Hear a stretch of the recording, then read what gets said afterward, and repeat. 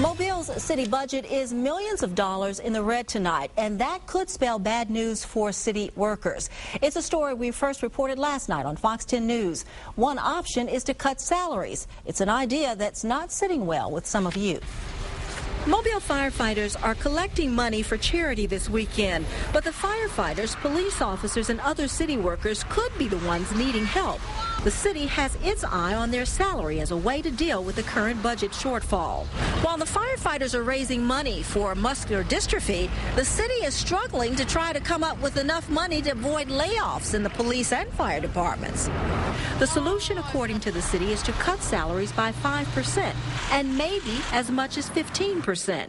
Wesley Carney says that's not the answer. Not cutting their salaries because it's hard enough to keep them anyway, so I don't think that would be a good idea at all.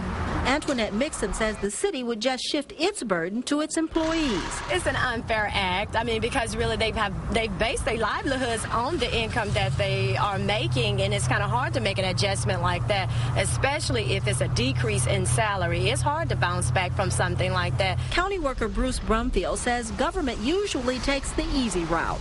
The first thing they think of is we need to cut the salaries of the employees. And the policemen and the firefighters, they fought too hard to get the little bit of money that they've got for them to be cutting the money. I don't agree with it at all.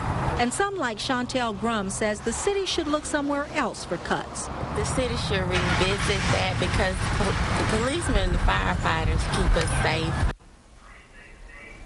For now, the city is holding off on the salary cuts until it can determine if there are expenses that can be deterred for at least a year or until the economy improves.